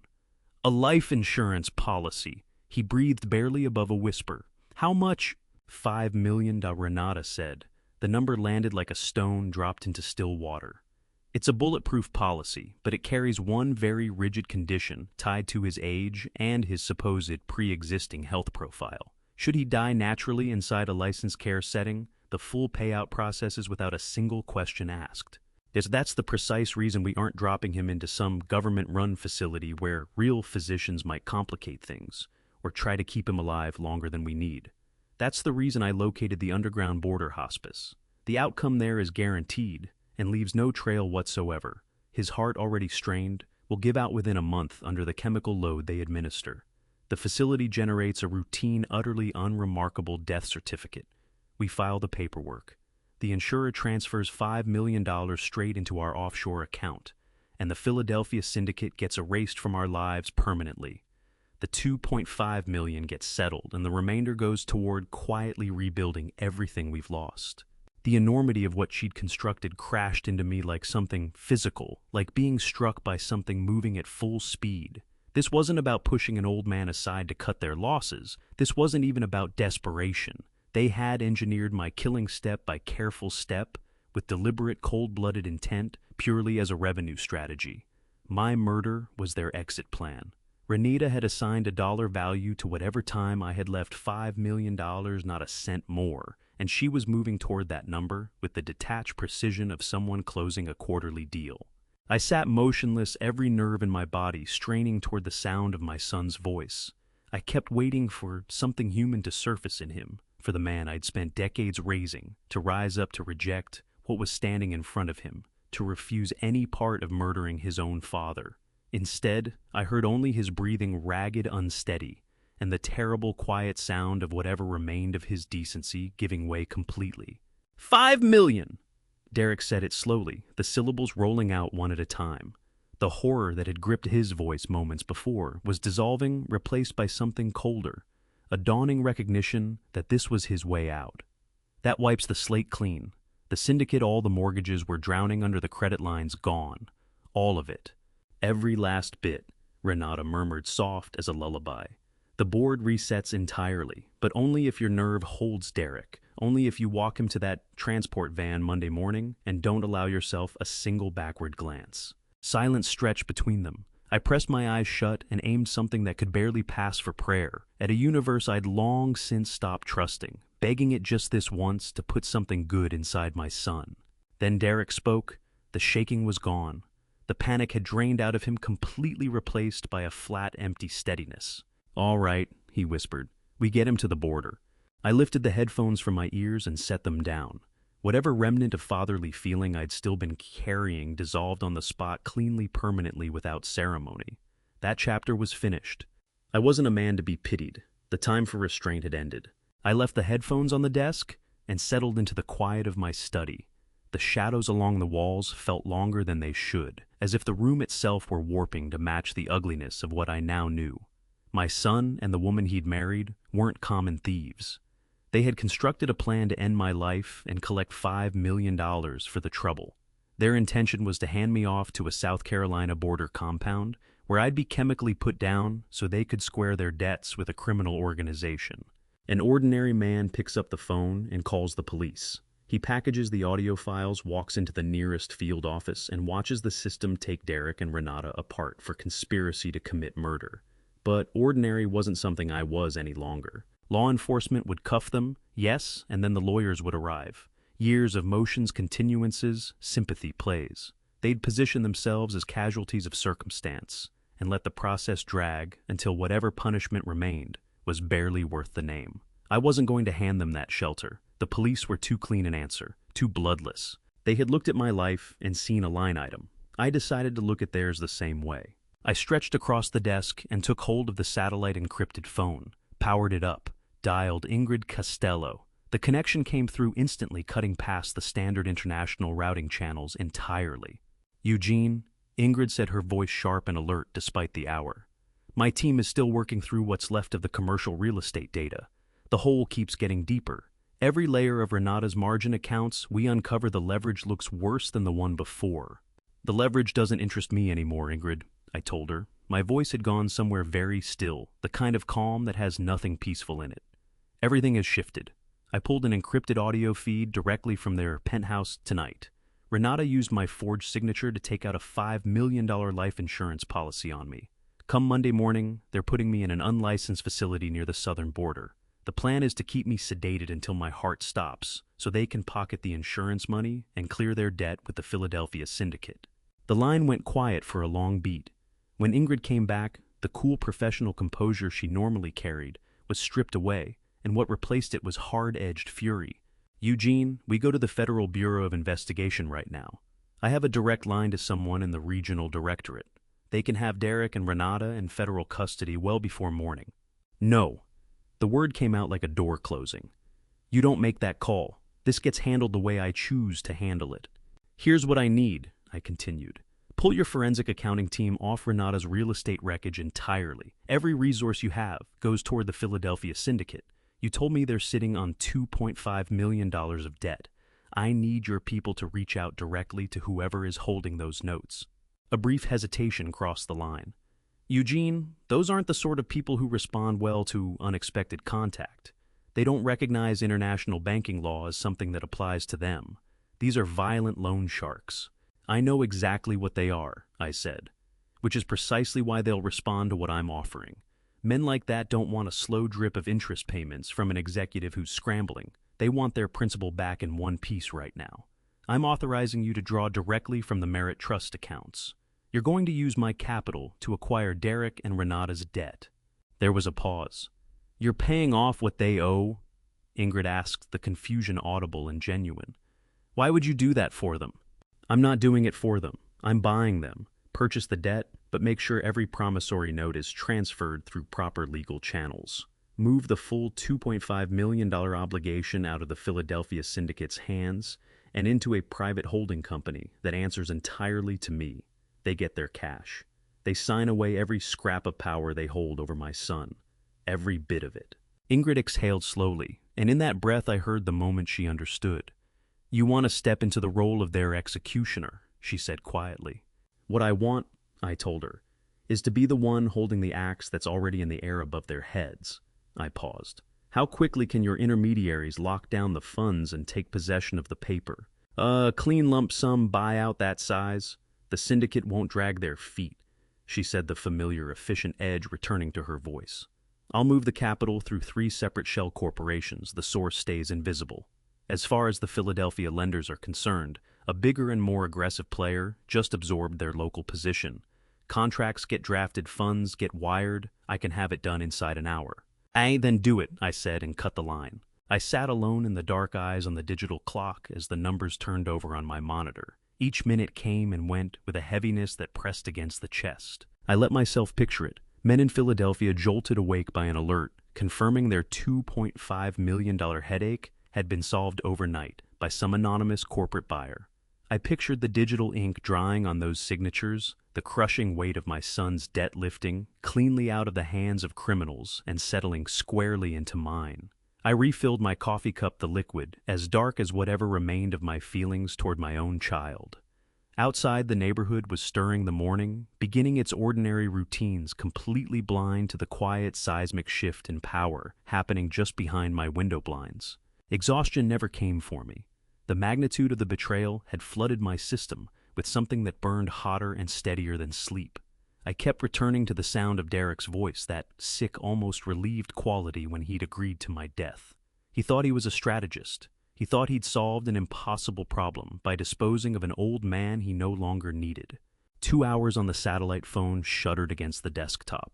Yet I picked it up before the second vibration. It's done, Ingrid said. There was something beneath the professionalism in her voice, a grim, quiet satisfaction. The wire went through without any complications. The Philadelphia syndicate accepted the buyout and didn't ask a single question. They've executed the transfer, physical promissory notes, and all associated digital leverage now belong to our anonymous holding company. They're gone from the picture entirely. Derek and Renata no longer carry a cent of obligation to the criminal underworld. What they owe now, exactly $2.5 million, they owe directly to you. The first installment of $1 million falls due Monday morning. Miss it, and the holding company has full legal authority to move on immediate comprehensive asset seizure. I thanked Ingrid and set the phone down. The change was total. The bewildered, unsteady old man who'd stood in his own living room folding shirts into cardboard boxes, he was gone. The son who'd treated me like a liability to be quietly disposed of was about to discover he'd been outmaneuvered at every turn. I was no longer the target. I was the one holding the weapon. The authority to dismantle their lives entirely was now legally mine. They intended to walk through my front door Monday morning, strip this house from me, and send me toward an unmarked grave.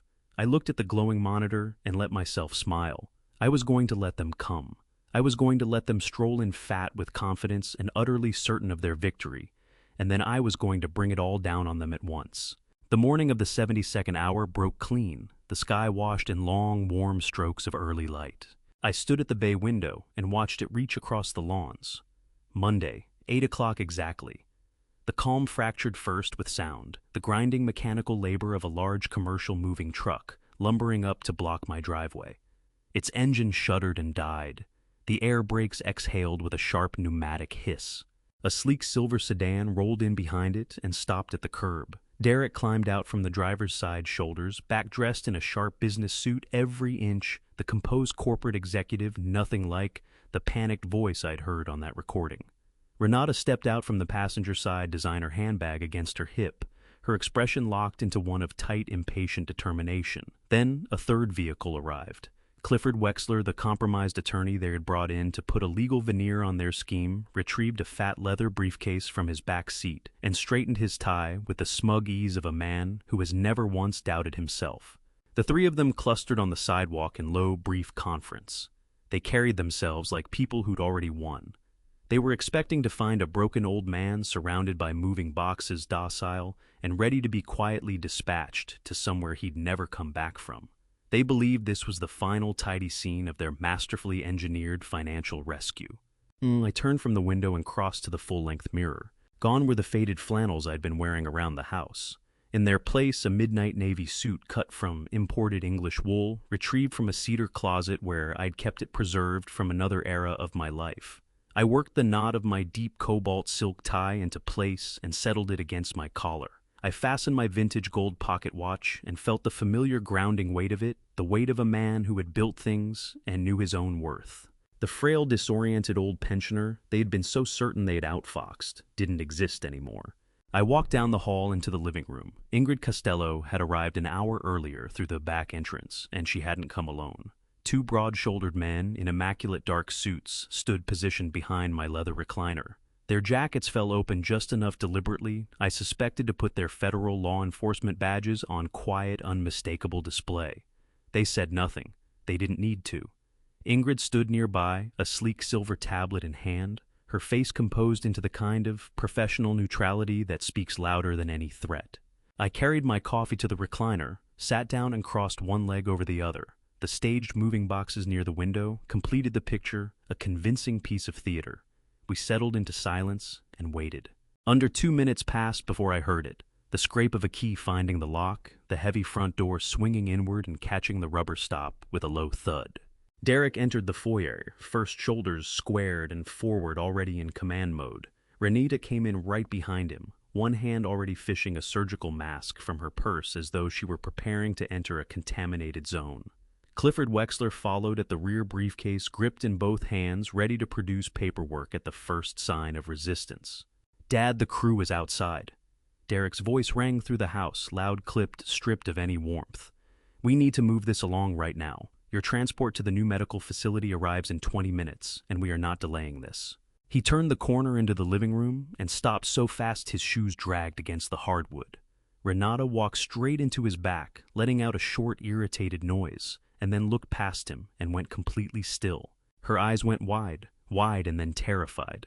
Whatever authority they had walked in wearing drained out of them simultaneously. They stood frozen in the archway, unable to process what the room was showing them.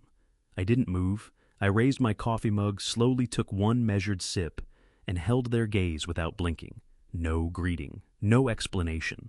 I simply let them stand there and take it apart, piece by piece. Clifford Wexler, oblivious to the shift, shouldered past my immobilized son and strutted into the center of the room. He raised a thick sheaf of legal documents with a theatrical flourish. "Mr. Merritt," he announced, his voice saturated with condescension, "per the 72-hour eviction notice delivered to you on Friday, you are legally obligated to vacate this property as of this moment. Title has been formally transferred. You have no remaining legal standing to occupy these premises. Any refusal to comply will result in my contacting the county sheriff to have you removed for trespassing." I set my mug down on my knee with quiet deliberateness. I looked at him directly without hurry and let the thinnest possible smile settle at the corner of my mouth. "You are absolutely welcome to make that call, Mr. Wexler." I said, my voice unhurried, carrying the kind of weight that doesn't need volume. though I suspect the two gentlemen standing behind me may spare you the effort." Wexler stopped waving his papers. His gaze moved past me. The smirk didn't just fade, it collapsed. The federal badges caught the light, and his color went with them, leaving him pale and suddenly half the size he'd been 30 seconds ago. Derek and Renata hadn't moved from the archway. Derek was fixed on my suit jaw, slightly open, some frantic recalibration happening behind his eyes as he tried to square the helpless old man he thought he knew with the person sitting in front of him now. Renata had found Ingrid and wasn't looking away, recognition of what that particular brand of composed high-level competence meant written clearly across her face. "Derek," I said, turning my attention to my son with the full weight of what I knew, "you look like a man who's just seen something he wasn't prepared for. Did you genuinely believe I'd spend whatever time I had left, sedated in some unlicensed warehouse near the South Carolina border? Did you honestly think I'd simply let you put me in the ground early so you could walk away with a $5 million insurance payout?"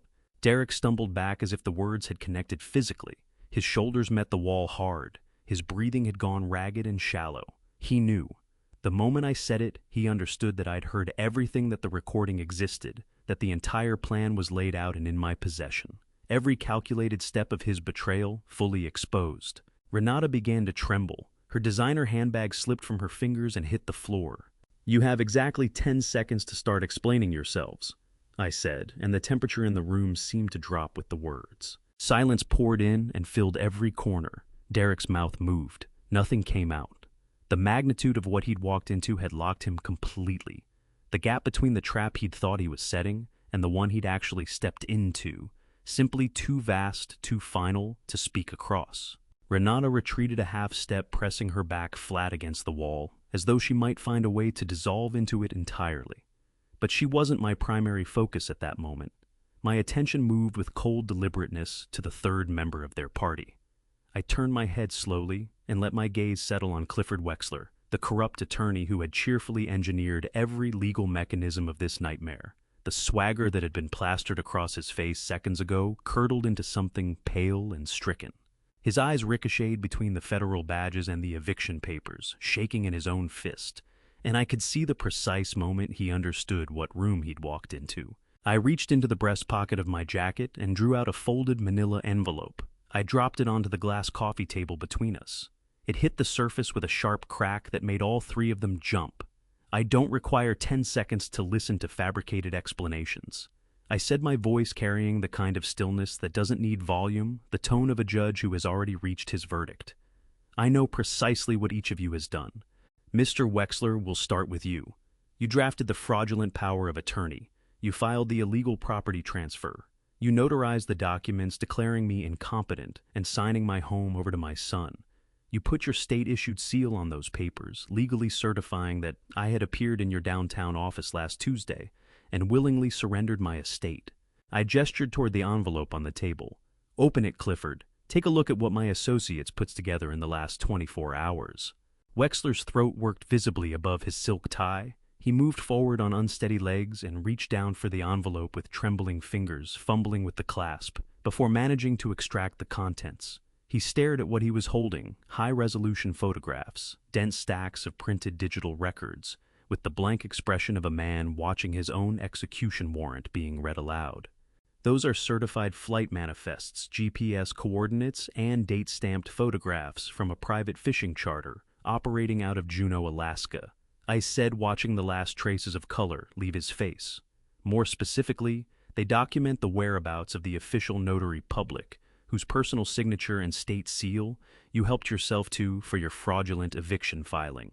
The man who supposedly witnessed my signature last Tuesday was on a boat 3,000 miles away, well outside cellular range, with no knowledge whatsoever that his stolen credentials were being used." Wexler lurched backward as though the photographs had burned him. The papers tore loose from his grip and scattered across the living room floor. "You made a catastrophic error in judgment, Clifford," I said, pressing forward in my recliner and holding his panicked gaze. "You assumed you were dealing with a frightened old man who lacked the resources to verify what you'd filed. You assumed an illegal property seizure could be rushed through because nobody bothers scrutinizing the paperwork on a routine elder care transition. But forging a notary seal to facilitate the unlawful seizure of a physical asset isn't a minor irregularity. It is a serious federal crime. Add to that the unauthorized wire transfer of my pension funds, which you helped engineer to cover your own fees, and you have crossed firmly into federal wire fraud. And because of my age, everything you touched falls under elder abuse statutes as well. You didn't just bend the rules. You participated in a coordinated criminal conspiracy to strip me of everything I'd built. The two federal agents behind me stepped forward, then moving out from the shadow of the hallway until their presence filled the room. The taller of the two, broad-shouldered and stone-faced, rested one hand on his utility belt and addressed Wexler directly. "Mr. Wexler," he said in a baritone that had no warmth in it at all. "We have reviewed the preliminary evidence assembled by Mr. Merritt's legal team. We have secured expedited warrants to freeze your personal accounts, seize your devices, and conduct a full audit of your practice. You are facing a mandatory minimum of 15 years in federal prison, total professional disbarment, and the complete destruction of everything you have built." The persona of Clifford Wexler, confident, condescending, briefcase swinging, ceased to exist.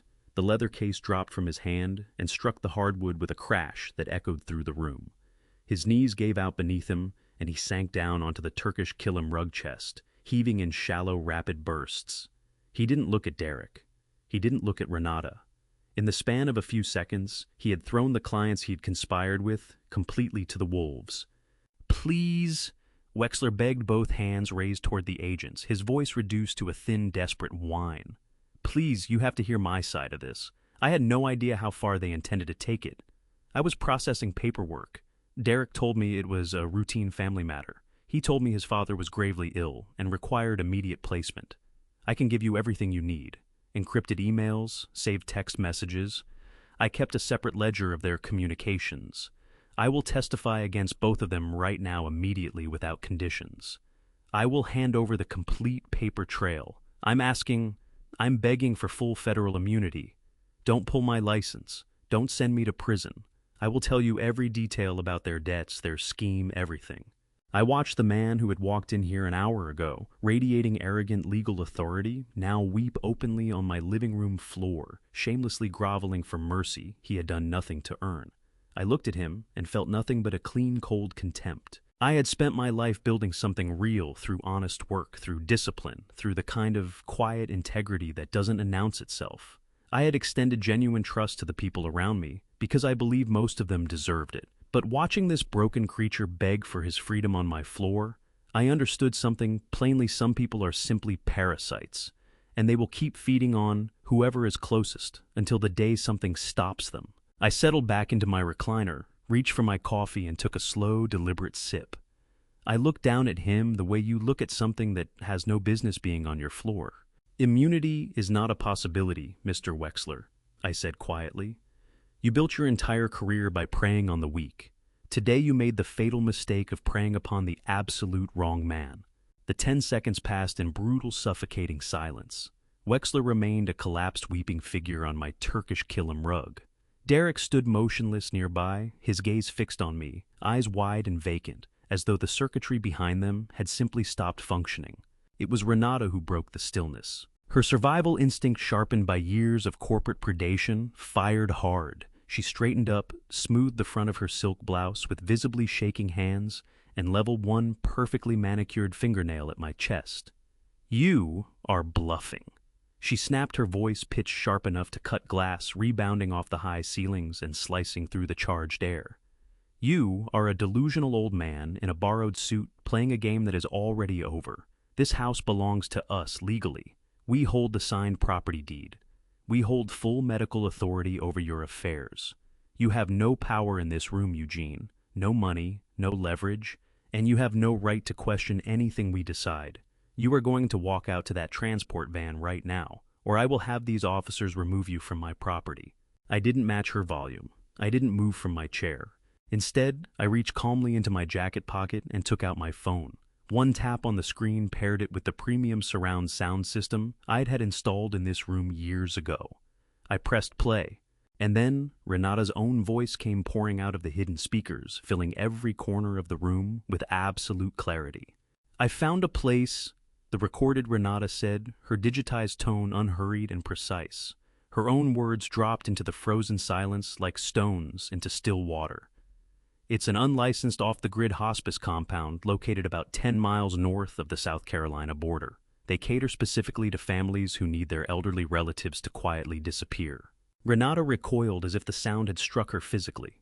She pressed both hands over her mouth, a strangled guttural sound, forcing its way through her fingers. I watched Derek as the recording kept playing his own hollow, gutless voice, broadcasting his ultimate betrayal to everyone in the room. But the audio didn't stop there. It pushed on into the darkest stretch of their conspiracy.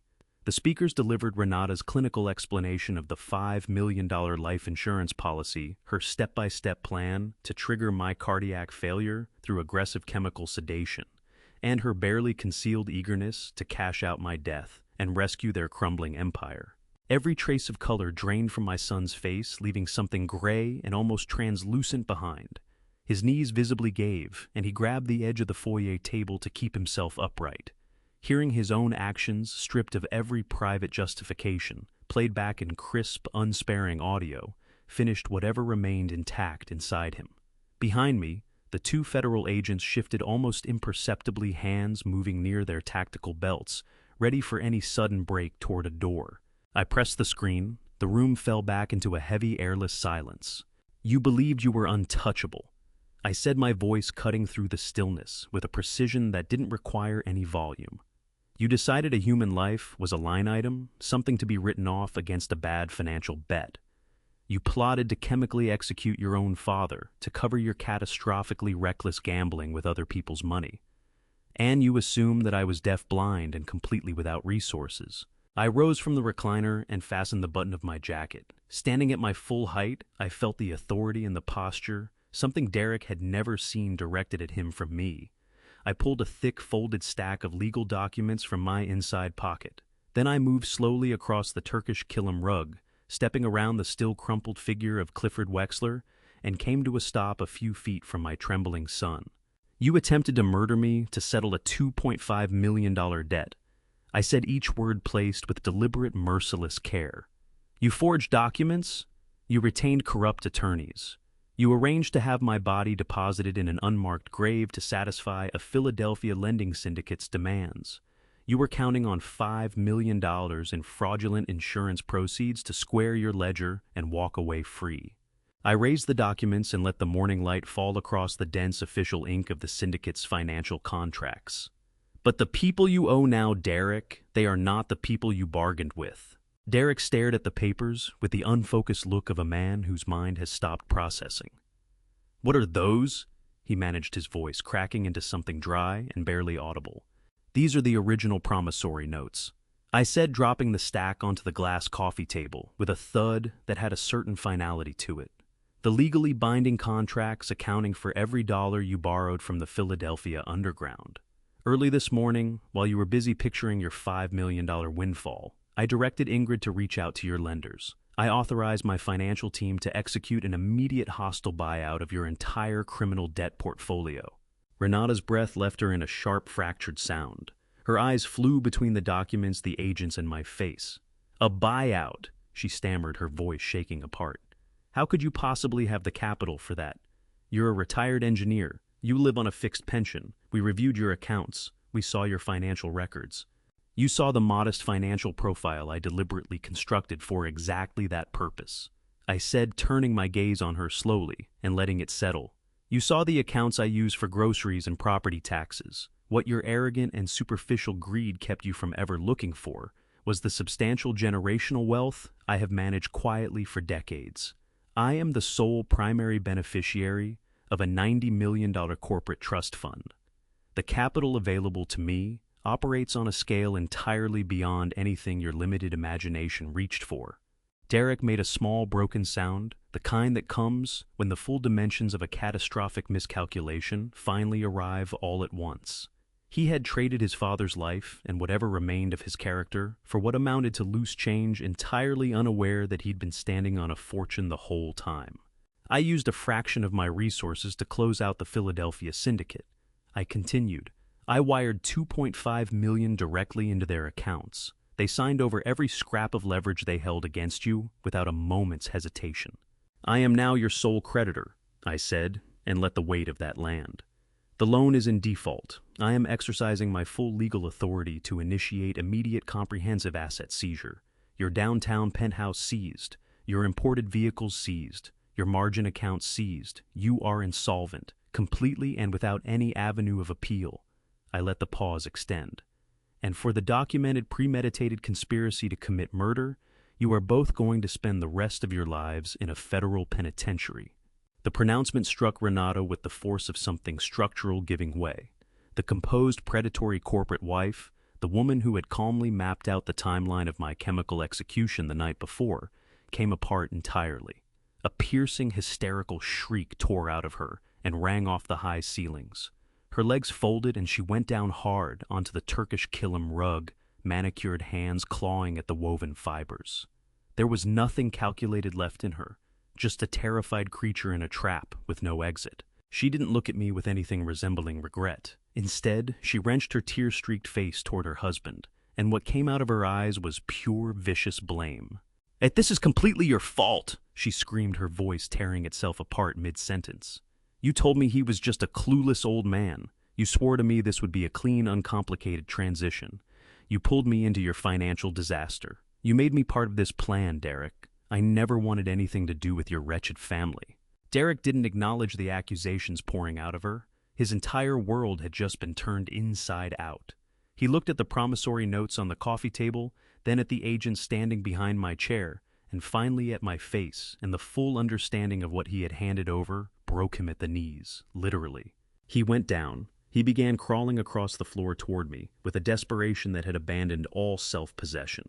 He reached my legs and grabbed hold of the fabric at my knees with both shaking hands.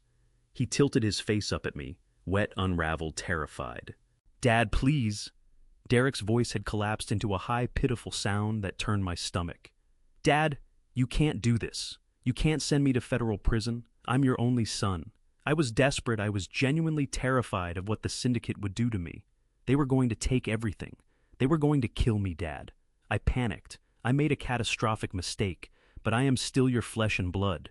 Please look at me. I'm your son. Give me another chance. I will repay every single cent. Just please don't let them take me away." I looked down at the man gripping my legs. For a single brief instant, something old surfaced, a fragment of memory. A small boy with bright, eager eyes, and a driveway, and me holding a bicycle steady, promising him I wouldn't let go, that I would always keep him safe. But that boy had been gone for a long time. What was clinging to my knees was something else entirely. My heart had gone somewhere cold and impenetrable, solid as glacial ice, and just as unmovable. I felt no hesitation. I felt no pity. I reached down, closed my hands around his wrists with a grip that surprised even me, and pulled his hands free of my suit. I pushed him back and let him fall against the rug. "You stopped being my son." I said the words arriving from somewhere very quiet and very certain. "The moment you assigned a dollar value to what was left of my life. You surrendered any claim to my blood the instant you arranged for a transport van to carry me to a warehouse where I would be chemically executed. You didn't make a mistake, Derek. You made a deliberate, calculated financial decision. And now you will settle the account at the price the transaction demands." I gave a short, controlled nod to the agents behind me. They moved immediately, the seamless, practiced efficiency of federal law enforcement in motion. The agent on the left took Derek by his collar, hauled him to his feet, and swung his arms behind his back in a single fluid motion. The steel handcuffs ratcheted shut with a sharp metallic click that rang through the living room like a closing door. The second agent moved on Renata, cutting through her hysterical thrashing without pause and locking her wrists in cold steel. Clifford Wexler, still folded in the corner with quiet, pathetic sobs, was hoisted upward by a third agent who had slipped in through the foyer, completing the arrest of all three. I didn't linger to hear the Miranda rights recited. I rose from my leather recliner, drew one slow, steadying breath, and reached down to fasten the front of my midnight navy jacket. Then I turned my back on what remained of my former family and walked calmly toward the front door. Ingrid Costello stepped aside to let me through, and something crossed her face, not quite a smile, but the closest expression of genuine professional respect I had ever seen from her. She fell into step at my side as we moved out of the house. The morning sunlight hit me full in the face. The street was quiet, the neighborhood carrying on its ordinary business without the faintest awareness of what had just been settled inside those walls. I passed the large moving truck still sitting at the curb. The two movers hired to gut my home were propped against the bumper, cigarettes in hand, staring in baffled silence at the cluster of federal vehicles that had sealed off the block. I didn't spare them a glance. I kept walking head-level spine, straight, everything I had lost in the past week restored, and then some. A black town car sat idling near the base of the driveway. The driver moved quickly to open the door as I approached. I settled into the leather interior and let the scent of the upholstery fill my lungs. Ingrid slid in beside me and had her silver tablet open before the door closed, already beginning to work through the financial wreckage of my former son's collapsed empire. I turned and looked out through the tinted glass one final time at the modest house where I had spent more than 30 years of my life. It held nothing for me now. Not 1 ounce of sentiment remained. And just like that, it was over. The moving truck sat empty at the curb. The house was still. And the 3 people who had spent months engineering my destruction were leaving in handcuffs. I want to be honest with you about what this cost me.